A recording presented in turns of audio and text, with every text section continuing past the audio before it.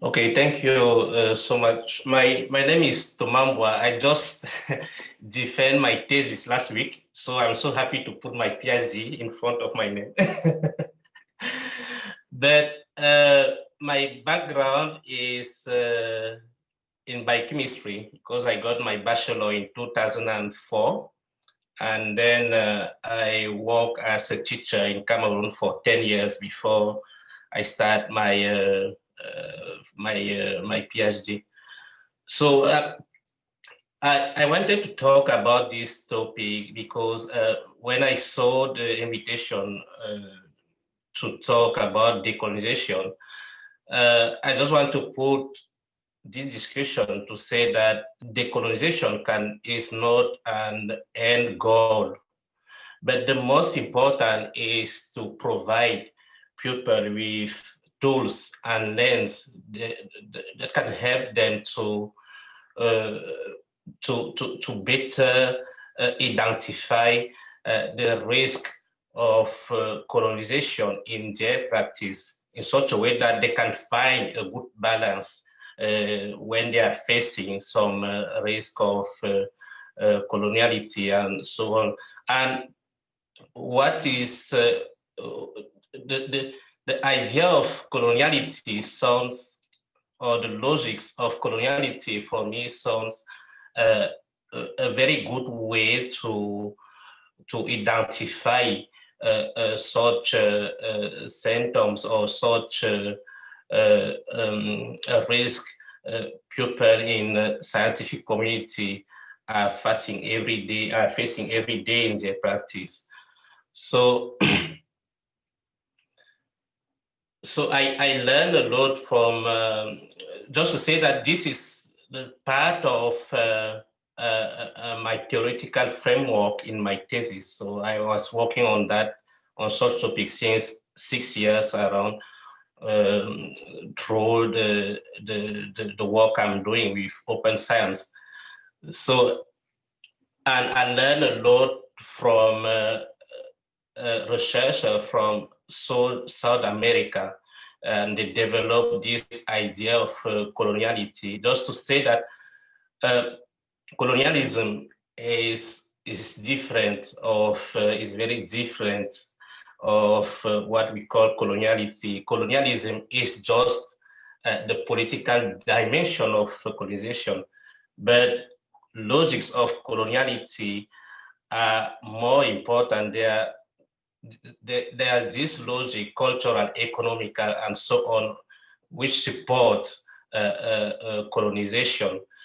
So the concept of coloniality is very interesting for three reasons. First, the first one is it's a way of revealing the hidden side of this history. And the second reason is that coloniality is omnipresent. And as Maldonado Torres said, we all we breathe coloniality all the time and every day. And the third is that coloniality, it doesn't take in account your race or your gender. We are all in the matrix. So and that is the first important thing. So if at the beginning some people, when we are talking about colonialism or coloniality, they are only referring only from countries related to global south. Now, when we are talking about coloniality, even people in West, in the North, are facing logic of coloniality, and we will see how uh, these logics are working. So the Kijano and Ibar was the first working on this topic, and he developed what we call colonial matrix of power, where you can see all the dimension, the domain of the colonial matrix of power. So it's an heterogeneous system of coloniality in which we live. And is the continuity of hierarchical social relation of exploitation and domination between Westerners and non-Westerners built over a century of colonial expansion. So it's a kind of hegemonic model that revolve around race and work and space. So that is the perception, that is the definition Grossfogel and Arturo Escobar give about the colonial matrix of power. Now, how the colonial matrix of power can be observed in the scientific community, in which all of us, I guess, either out or inside the academia we are, and through mostly inside the academia with the ivory tower where we are.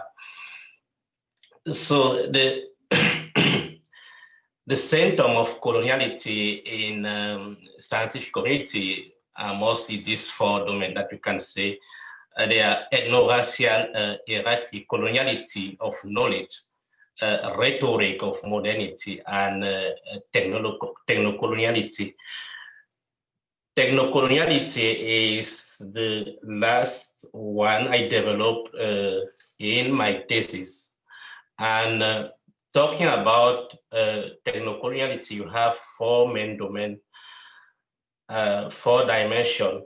The first one is the techno-utopian rhetoric. So I just wanted to focus on technocoloniality because nowadays we are working a lot online, and there is a lot of exchange, diffusion of knowledge happening.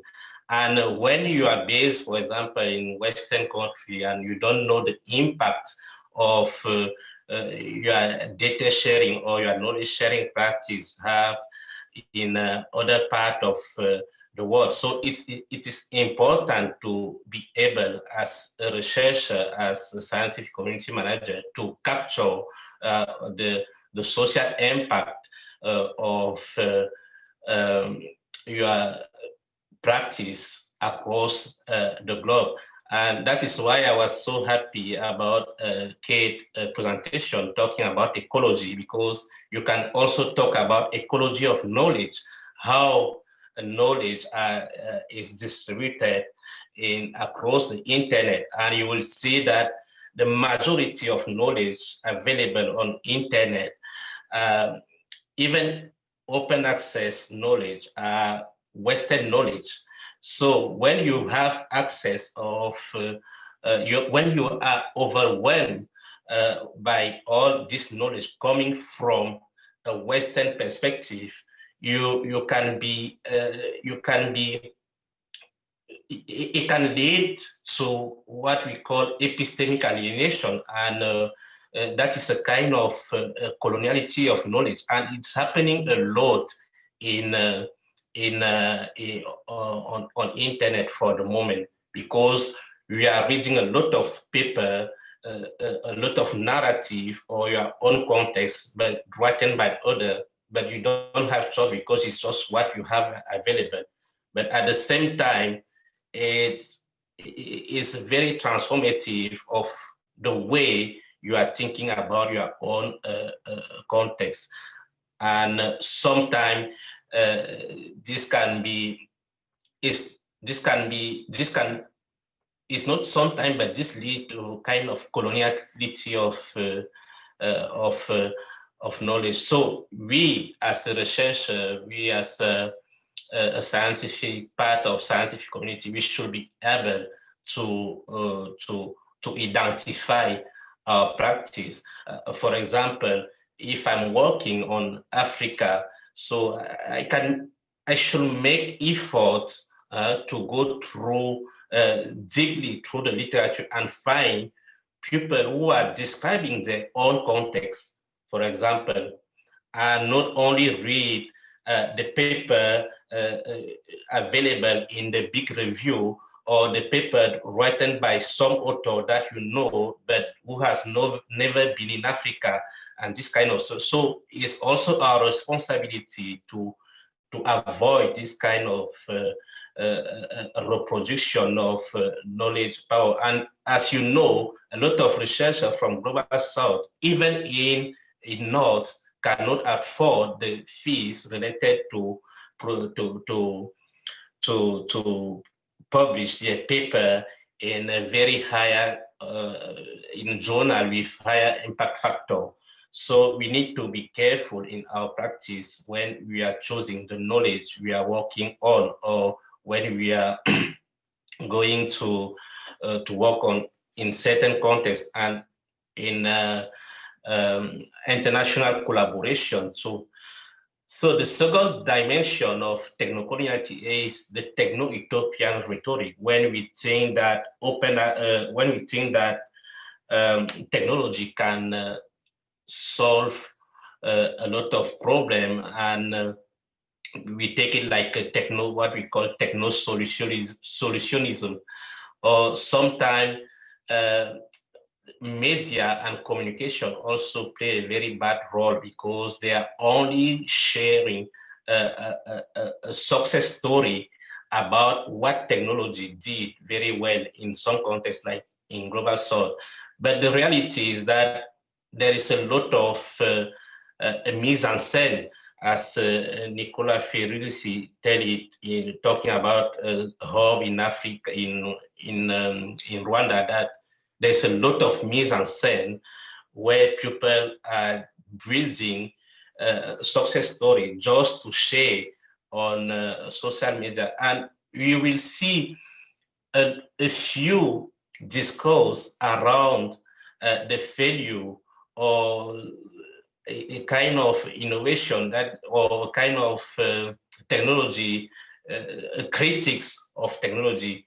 A lot of discourse available around technology are only, and it's a kind of angelism of technology. But as a researcher, we need to be able to identify this kind of discourse and be sure that when we are dealing, or either on internet or through our international collaboration, we should be able to avoid to replicate this kind of to replicate techno-utopian rhetoric or discourse.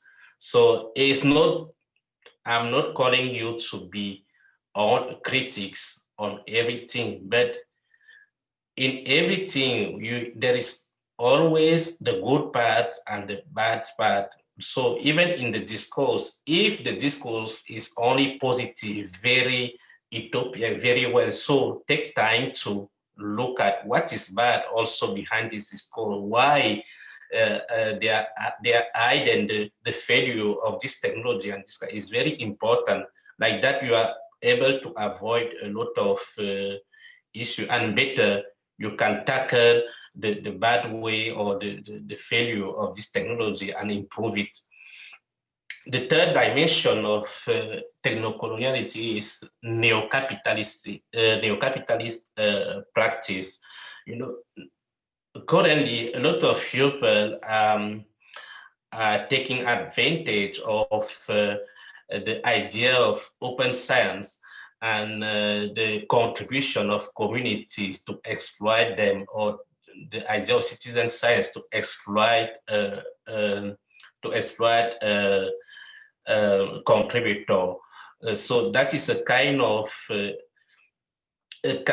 capitalist practice that we should avoid in our day-to-day work. And also the idea of recommendation. I can take an example with the 3D printer. You will see actually currently there is a lot of company in Africa. I'm talking about Africa because it's where I'm from. And there's a lot of companies selling 3D printer, but behind that, the idea is to sell 3D printer and to sell you the filament they need. You need to to have, and sometimes is very, this recommendation, they are happening a lot in the field of the maker movement and this kind of thing. So it's something that we need to have. Also, the final point of the technocoloniality framework is the technology transfer. So is not good. We should avoid to build a technology somewhere and then replicate it in extenso in another context without giving people the opportunity to open this black box to understand how it's working or to see how they can fix any issue if it happened later. So we should avoid this kind of technology transfer. We should try to collaborate in a fair manner and in an horizontal way, in such a way that if I'm reproducing any experiment or anything done in UK or in Canada, in my country, I should be able to, people in Cameroon, for example, my country, should be able to fix issue related to this, and why not improve and adapt it according to their reality.